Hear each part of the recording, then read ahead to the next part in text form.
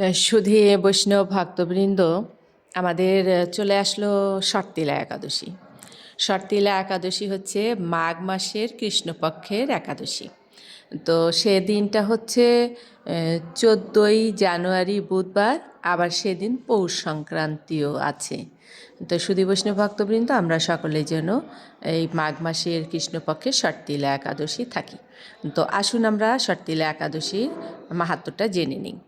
শর্তিলা একাদশী, মাঘ মাসের কৃষ্ণপক্ষের শর্তিলা একাদশীর মাহাত্ম্য ভবিষ্যৎ পুরাণে বর্ণিত আছে। যুধিষ্ঠির মহারাজ বললেন, হে জগন্নাথ, মাঘ মাসের কৃষ্ণপক্ষের একাদশী তিথির নাম কি, বিধি বা কি এবং তার কি ফল সবিস্তারে বর্ণনা করুন। তদুত্তরে ভগবান বললেন, হে রাজন, এই একাদশী শর্তিলা নামে জগৎ বিখ্যাত। একসময় দালভ্য ঋষি মুনিসৃষ্ট পুলস্তকে জিজ্ঞাসা করেন, মর্তলোকের মানুষেরা ব্রহ্মহত্যা, গোহত্যা, অন্যের সম্পদ হরণ আদি পাপকর্মের দ্বারা নরকে গমন করে, যাতে তারা নরকগতি থেকে রক্ষা পায় তা যথাযথভাবে আমাকে উপদেশ করুন। অনায়াসে সাধন করা যায় এমন কোনো কাজের মাধ্যমে যদি তাদের এই পাপ থেকে উদ্ধারের কোনো উপায় থাকে তবে তা বলুন। ঋষি পুলস্ত বললেন, হে মহাভাগ, তুমি একটি গোপনীয় উত্তম বিষয়ে প্রশ্ন করেছ। মাঘ মাসে সূচি, জিতেন্দ্রীয়, কাম, ক্রোধ আদি শূন্য হয়ে স্নানের পর সর্বদেবেশ্বর শ্রীকৃষ্ণের পূজা করবে। পূজাতে কোনো বিঘ্ন ঘটলে কৃষ্ণ নাম স্মরণ করবে।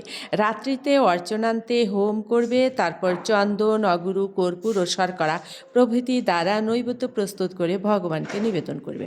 কুষ্মাণ্ড, নারকেল তেল অথবা 100 গুবাক দিয়ে অর্ঘ্য প্রদান করবে। কৃষ্ণ কৃষ্ণ কৃপালুস্ত গতি নাম, গতির ভব ইত্যাদি মন্ত্রে শ্রীকৃষ্ণের পূজা করতে হয়।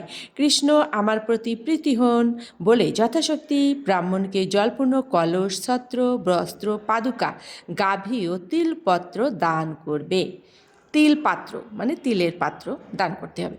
স্নান দানাদি কার্যে কালো তিল অত্যন্ত শুভ। হে দ্বিজোত্তম, ওই প্রদত্ত তিল থেকে পুনরায় যে তিল উৎপন্ন হয় তা তো বছর ধরে দানকারী স্বর্গলোকে বাস করে।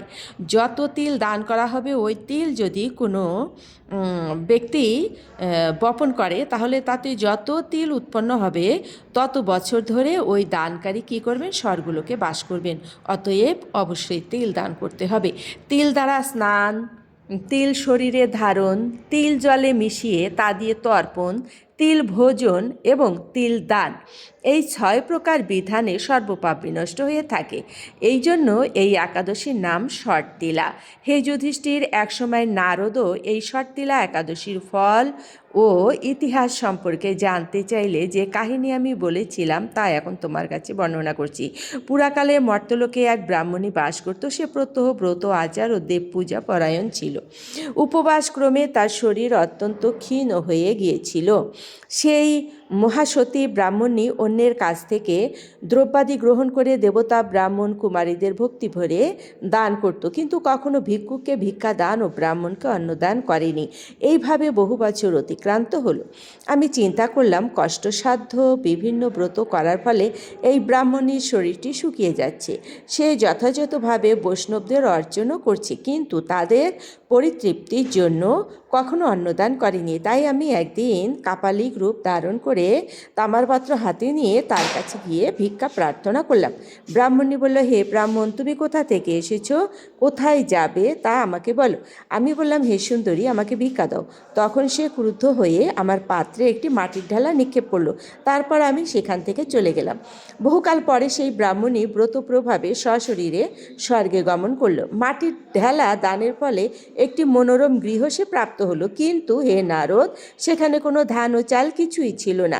গৃহশূন্য দেখে মহাক্রোধে সে আমার কাছে এসে বলল, আমি এত ব্রত, কৃচ্ছ সাধন ও উপবাসের মাধ্যমে নারায়ণের আরাধনা করেছি, এখন হে জনার্দন, আমার গৃহে কিছুই দেখছি না কেন? কি আমার অপরাধ সেটা বলুন। হে নারদ, তখন আমি তাকে বললাম, তুমি নিজ গৃহের দরজা বন্ধ করে বসে থাকো। মর্তলোকের মানবী সশরীরে স্বর্গে এসেছে শুনে দেবতাদের পত্নীরা তোমাকে দেখতে আসবে, কিন্তু তুমি দরজা খুলবে না। তুমি তাদের কাছে শর্তিলা ব্রতের পুণ্যফল প্রার্থনা করবে। যদি তারা সেই ফল প্রদানে রাজি হয় তবেই দরজা খুলবে। এরপর দেবপত্নীরা সেখানে এসে তার দর্শন প্রার্থনা করল। শর্তিলা ব্রতের ফল পেলেই কেবল সেই মানবী দর্শন দেবেন জেনে তাদের মধ্যে এক দেবপত্নী তার শর্তিলা ব্রতজনিত পুণ্যফল তাকে প্রদান করলো। তখন সেই ব্রাহ্মণীর দিব্যকান্তি বিশিষ্ট হলো এবং তার গৃহে ধনধান্য ভরে গেল। তার দ্বার উদ্ঘাটন করলে দেবপত্নীরা তাকে দর্শন করে বিস্মিত হলেন। হে নারদ, অতিরিক্ত বিষয় বাসনা করা উচিত নয়। বৃত্ত সাট্যক অকর্তব্য। নিজ সাধ্যমতো তিল, বস্ত্র, অন্ন দান করবে। শর্তিলা ব্রতের প্রভাবে দারিদ্রতা, শারীরিক কষ্ট, দুর্ভাগ্য প্রভৃতি বিনষ্ট হয়। এই বিধি অনুসারে তিল দান করলে মানুষ অনায়াসে সমস্ত পাপ থেকে মুক্ত হয়। সুধী বৈষ্ণব ভক্তবৃন্দ, আমরা শুনলাম মাহাত্ম্য, অবশ্যই যেন ব্রত